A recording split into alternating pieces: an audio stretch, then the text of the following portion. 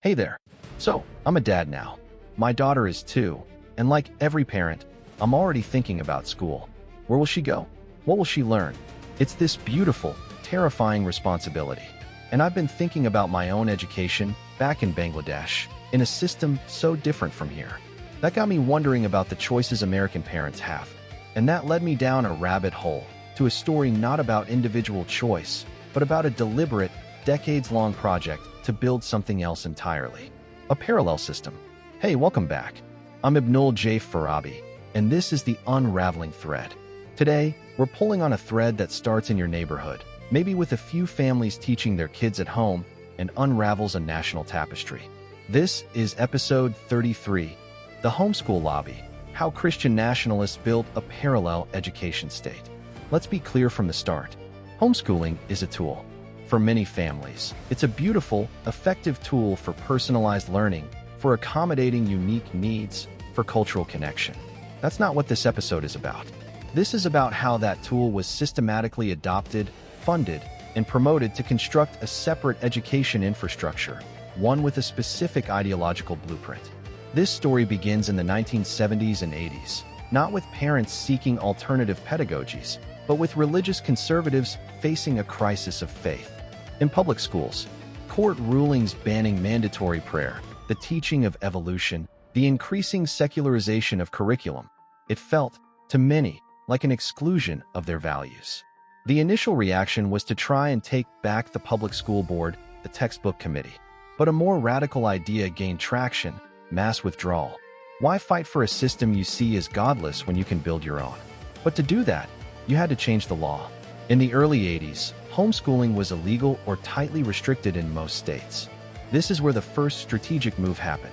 A network of Christian legal organizations, like the Homeschool Legal Defense Association, founded in 1983, began a state-by-state campaign.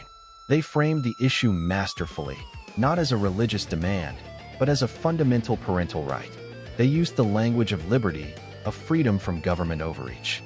This was a brilliant, unifying message. It attracted libertarians, unschoolers, and secular folks who just wanted out, creating a broad coalition.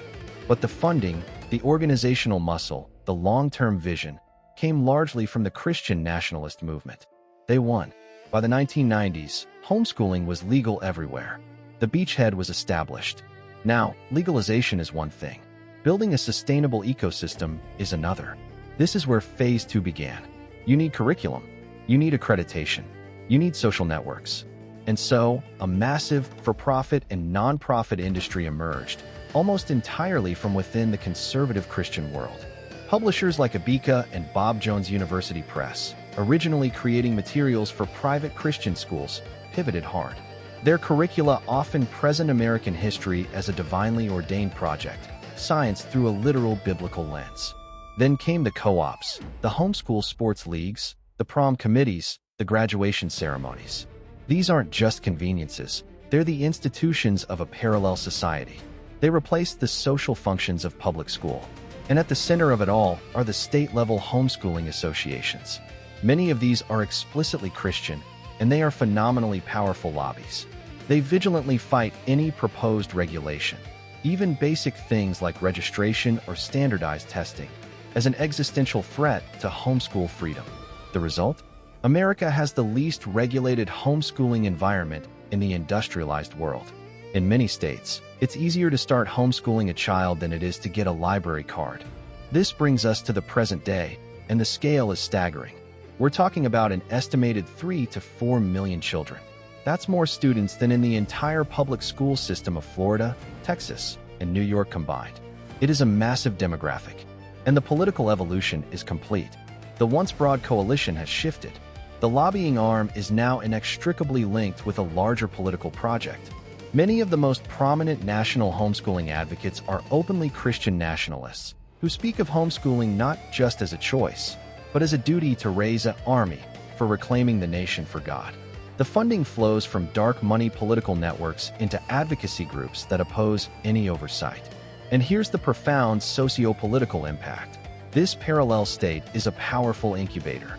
It doesn't just protect children from a secular world, it prepares them to engage with it, on its own terms, from a position of ideological cohesion.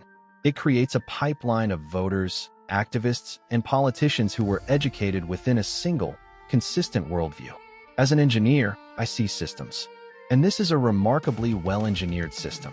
It has feedback loops, redundancy, and scalable infrastructure. As an immigrant, I look at this with a particular awe and, honestly, some unease. In my country of birth, the push for parallel religious education systems has had deeply complex, often divisive, societal consequences. Here, it's happening under the banner of freedom, which makes it so much harder to even question.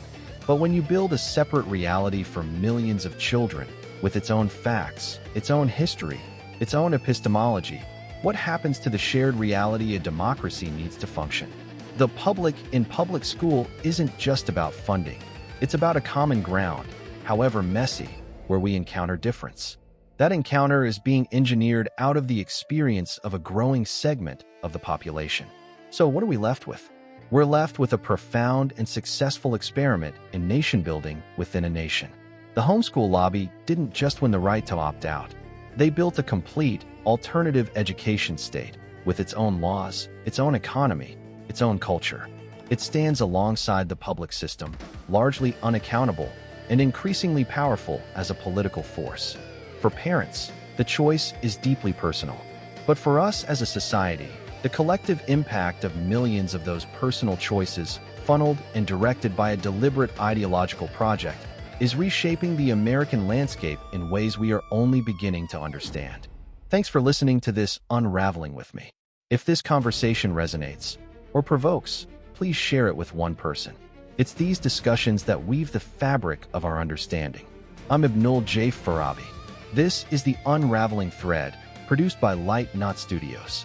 You can find more of our work and support independent investigative storytelling at lightknotstudios.com.